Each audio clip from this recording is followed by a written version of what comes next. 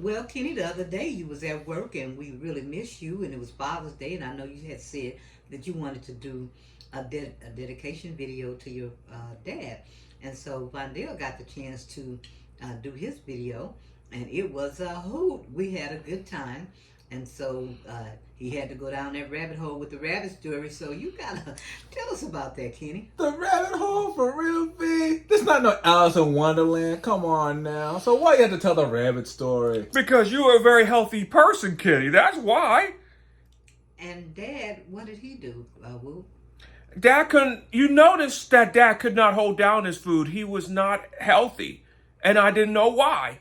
Oh, okay. It seems like he seems like he gets sick, and he couldn't. It's like not even 30 minutes later. It's like he had to run to the restroom, and we don't know why. Mhm. At the time, you didn't know why. Right. Okay. But later on, I told you that Dad had a lot of stomach issues. He had issues with his heart, and He he was a heavy smoker, he had, and um, he had you know, whole issues. yeah, he had a lot of medical issues, and he later on was diagnosed with lung cancer. So Yeah. that's why I it seemed like a lot of things were just hard, and when you're ill, sometimes you don't have a tendency to really have the ability to treat people, in a nicer form. And Dad was pretty angry. So could you elaborate on Dad's anger, King? What did you see? I think with Dad's anger, it was not more at us. It was more at himself, and part of it was PTSD because he was a Vietnam veteran. Did 20 years in the army. He served in 1771, and what Dad said, I remember this like it was yesterday. He said, "Son, once you step on that battlefield and you come home, you're never the same." And that's not true to anyone who served. I mean, once you do a tour and somewhere else and you've seen some awful things, your mental state is never the same. So, um, you did a lot, and you really wanted to please Dad a lot. How did that work out for you? I won't say it was an epidemic failure, but he loved me. Don't get me wrong. But Dad was just being fathers would be fathers. But like V said, I had more healthier choices than he did. I didn't want to go down that road of on that medical journey, and that was a dark journey that led up to my dad's passing 3 years ago. It's kind of ironic. You be sitting down, time flies by, birthday come, and not within a month, Father's Day. Normally, I was gonna do a dedication video, but May 20th was his birthday, and then Father's Day, the time he passed, it was kind of hard.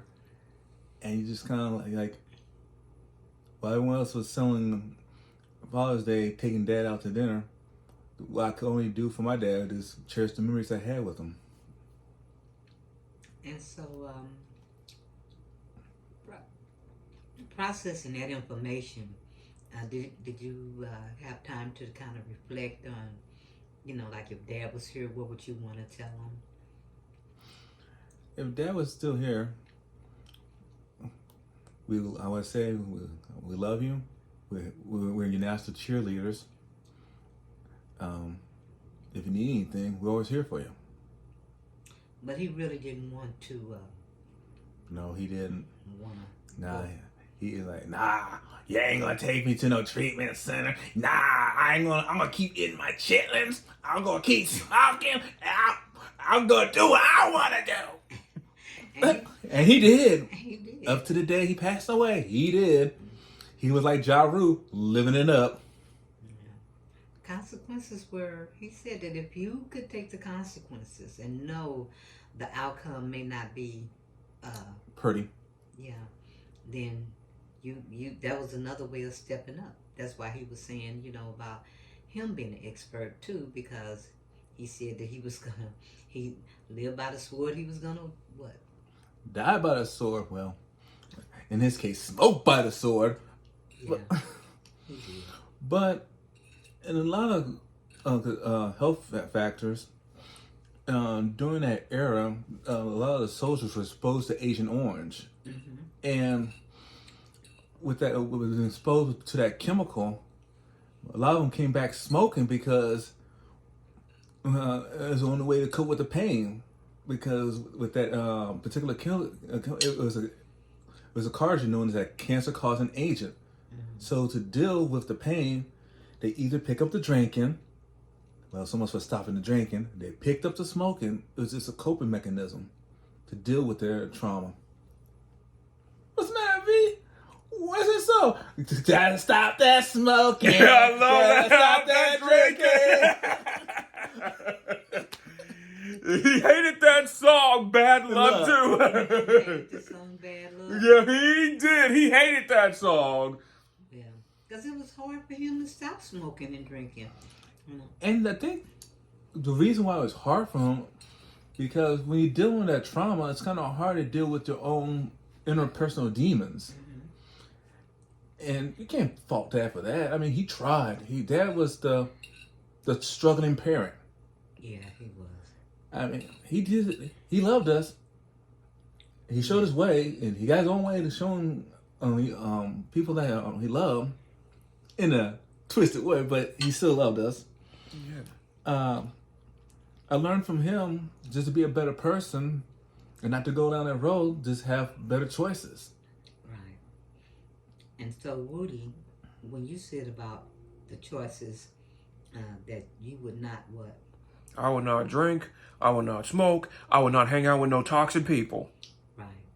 Because just seeing him being ill and having all the heart attacks and strokes. And he also had when he sometimes like shake, he had he barks when he coughs. Yeah. And that's probably due to the exposure of Agent Orange. Smoking was the end game, but the Agent Orange was was making the wheels turn. There was other medical problems that he suffered also, but even if we, really wanted to address the health part of his problems, which was extensive, he had a lot of mental problems that we needed to address also. And your dad was just set on not addressing anything. He was. He was stubborn. I mean, you gotta give him that. Yeah. But still in all, like, we learned, even when, like Woody said, he said, Dad, when he would get mad, he still had our backs, He did. And we learned from him a closeness, because, we just kind of felt like, well, we're going to get through this, we're going to tough it out. But a lot of times when a person have those medical issues or have the drinking in the family, it kind of makes the whole family unit sick. It's not one person that's sick. It's the whole family unit that is broken and sick. It's the whole family unit that's drinking. Not just one by his decisions. Yeah, we all felt, kind of under fire. But we found a way to have strategies and coping skills. And the major thing was, for us, we all wanted to learn. We all wanted to help him get through what he had. Even though we had it back, sometimes in life, no matter how much you want to help a person, they had to help themselves. And Dad made it clear he didn't what? Yeah, he wasn't. He was it 5 strokes, V, and 7 heart attacks? Yes. Yeah, 5 strokes, 7 heart attacks. Oh, V, you remember that heart attack he had? We was coming from the hospital. Mm-hmm. And then the doctor said, well, Mr. Garrett, you need to stop that smoking. You need change your eating habits. So we got to the car. What the fuck? first thing he lit. He lit a cigarette. No, it was a cigar. He lit a cigar, cigar. and he said, I ain't chasing my ways. I'm gonna still smoke. And I was beside myself because he had a tank of oxygen, and I was like, He had oxygen tank. I thought he was gonna blow us up. I was like, dear Lord, I'm not gonna go tonight. He didn't do it. and then he said in his story, he said, well, they always say you die alone. I guess that won't be the case with us. I mean, we are a family, but we ain't gonna go out like that now. Come on. We didn't gonna go there. That would have been an explosive ending. That would. Yeah, that would have been an explosive ending right there. For all of us. You know, the good thing with even, we have our good days We had our bad days. and we have our bad days. But the best thing about is we're willing to talk about it and to be open. And I think that's the struggle for a lot of families. And sometimes because you don't get the opportunity to see that, we're stigmatized. We're, because they say we don't talk or we ignore things. And that's not true. It's a lot of families out there trying to work on their relationships, trying to get through the hard times, trying to get through when a death is in the family, And we're one of the families that want to show people that you can go through it, but you got to be willing to support each other. If you can go out and support all these other people and never be there and support each other, that makes that unit breaks down, And Dad was being military. He was strict about the unit because he said those men made sacrifices that a lot of families would never make. Not in a million years. They would not. Not in a million years. And going back to the unit is not only as in military, but it's also mean family though too. Yeah. And Pops, when it came to push comes to shove, I remember there was a couple of times I got into some tobacco's when I was in elementary school. And here comes Dad. It was parent-teacher conference. It was like a military march down the hall. Now, you may be laughing, babe, but sometimes when Dad comes with that military march, you're in trouble, or someone's gonna get like Dad always said, I'm gonna mess with somebody today. Yep, it's so true. So for the teacher, I felt bad for the teacher because that teacher was gonna have a rough day because Dad was gonna mess with that teacher when it came to his sons. And the thing for Vondell was that he couldn't read the body language. He couldn't understand Dad's military march. So it was more like a Chris Rock slap, Yep. It was like, okay, I'm not understanding that you're angry. I can't read this. And so when Woody would go into his jokes, Dad would be really infuriated because he was like, now I'm about to probably knock his head off. And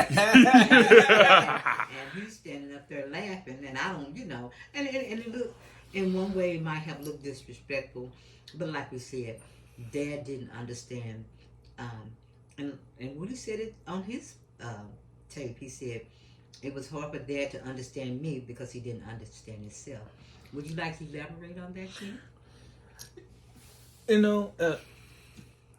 The part about understanding, it's like maybe Dad had a fear trying to understand himself because when Dad was growing up, his childhood was kind of like the television show Everyone Hates Chris, and you got Uncle John, Uncle Finest, and all of them, and he came from a family of 10. And no, it's not the TV show 8 is enough. It was 10 is enough, and Dad had to fend for himself. And part of the reason why he joined the military, I guess he wanted to prove to Grandpa, because Grandpa also served in the military from every generation. Everyone served in the military. No. This not the Lieutenant Dan for Forrest Gump that every generation passed away in the war. But Dad just want to step up and say, I'm going to be a man. So this man going to join the military. I'm like, okay, go with your man. So I was supposed to go, but that didn't happen. But, it is what it is. Well, I think, you, both of you young men have done a wonderful job. Dad would be extremely proud of you guys. I mean, I know he would say it in a different form, but I know he would be very proud. And Kenny, on this note, if Dad was here today, what would you like to tell Dad? What to tell Dad? Dad, we all love you. You're gonna be you. We're cool with that. It's like the Adam's groove, and you got your groove. I got my groove, but we still love you. Yeah. And to all the pilots out there, there's a blog I want you to go to called NLD Recognition WordPress.com. Look, type in "Let Fathers Be Fathers" and read that story, and we teach you about how fathers want to be there for their sons, but at the same time, it's a struggle. And before we close this video out, there's a wonderful content creator, MTR, who had just recently lost his father, and we would like to dedicate this video to MTR. So on that note, happy Father's Day. Right. And I'm really glad that we got a chance to once again talk it through. Rabbit, come on now. We got a chance to, laugh about a lot of things, because some days, those days that you're in, they look tough and you cry, but there always will come a time when you can look back and reflect on those days and you can laugh. So on that note, we're going to get up out of here. And once again, to MTR, our prayers are with you. And we're out.